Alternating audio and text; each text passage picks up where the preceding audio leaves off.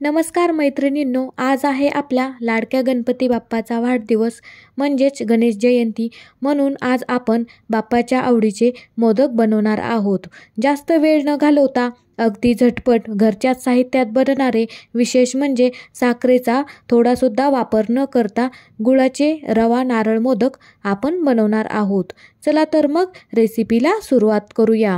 नमस्कार, मी Shubhangi kitchen club Marathi या YouTube चॅनलमध्ये आपल्या सर्वांचे खूप खूप स्वागत. सर्वात आधी आपण मिक्सरच्या भांड्यात 2 कप इतका बारीक रवा घालूया. बारीक रवा नसेल तर मोठा रवा वापरला तरी चालेल. असं पण आपण तो मिक्सरमधून आणखी बारीक करून घेणार आहोतच. पहा, रवा मी मिक्सरमधून बारीक करून घेतला आहे. असे केल्यामुळे मोदकाला बाइंडिंग खूप छान येते. पुढची प्रोसेस करूया. पॅनमध्ये टाकले आहे 2 चमचे इतके साजूक तूप. तुपाचे प्रमाण कमी अधिक करू शकतात. तूप वितळले की घालूया मगाशी बारीक केलेला संपूर्ण रवा.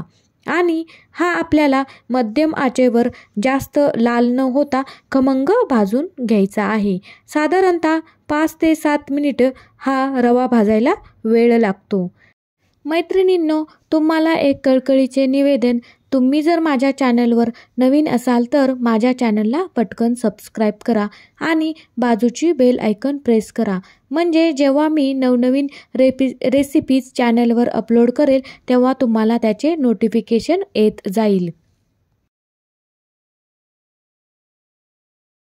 रवा पहा, मी जास्त कलर न बदलता खमंग भाजून घेतला आहे. घरभर खमंग वास सुटला आहे.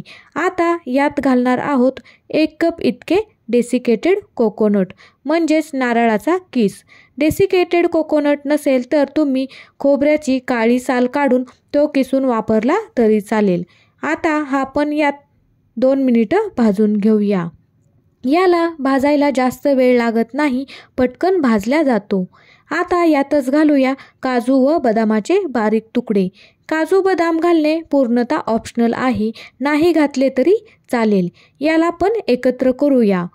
तुम्ही माझा हा व्हिडिओ कुठल्या शहरातून पाहत आहात मला नक्की कमेंट करून सांगा.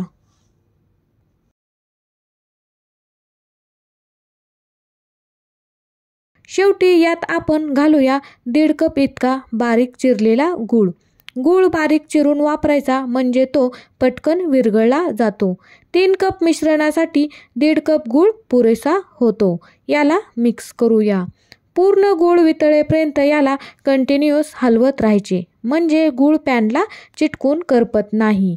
गुळामुळे या मोदकांना एक वेगळीच चव येते. गूळ संपूर्णपणे वितळला आहे, पूर्ण रव्यामध्ये एकजीव झाला आहे. आता आपण गॅस बंद करूया व मिश्रण हलकसं थंड करूया. मिश्रण थोडंसं थंड झालं आहे. आता यात घालूया दूध. 1/2 कप इतके दूध मी वापरले आहे. एकदा सर्व दूध न घालता थोडं थोडं दूध घालायचे आणि मिश्रण एकत्र करायचे, म्हणजे मिश्रण जास्तच ओलसर होणार नाही. या चमच्याच्या मदतीने एकत्र करूया.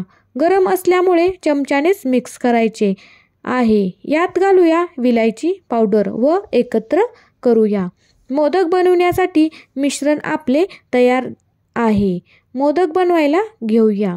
त्याच्यासाठी मी असा हा मोदकाचा साचा घेतला आहे. तुम्ही कोणत्याही साईजचा आकाराचा मोदक साचा वापरू शकता. याला आपण थोडंसं तूप लावून घेणार आहोत, म्हणजेच काढते वेळेस मिश्रण साच्याला चिटकणार नाही. साचा बंद करून यात हे रवा गुळाचे मिश्रण भरूया. मिश्रण अगदी दाबून दाबून भरायचे, म्हणजे मोदकाला आकार खूप छान येतो. बाजूने लागलेले मिश्रण काढून अगदी अलगद हाताने साचा ओपन करायचा.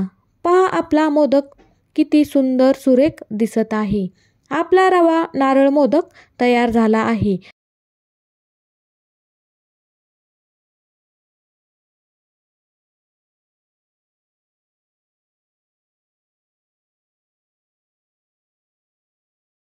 अशाच पद्धतीने संपूर्ण मिश्रणाचे आपण असे मोदक बनवणार आहोत.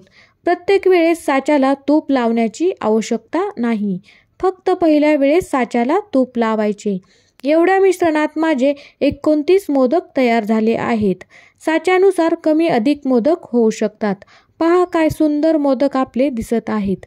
तुम्हाला एक जवळून दाखवते. जेवढे सुंदर दिसत आहेत त्यापेक्षा कितीतरी पटीने खायला छान लागतात. नक्की या गणेश जयंतीला बनवून पहा. कसे झाले कमेंट करून नक्की सांगा. आवडले तर जरूर लाईक करा. तुमच्या मित्रमैत्रिणीसोबत शेअर करा. तुम्हाला व तुमच्या परिवाराला गणेश जयंतीच्या खूप खूप शुभेच्छा. भेटूया अशाच नवनवीन रेसिपीज घेऊन. तोपर्यंत धन्यवाद.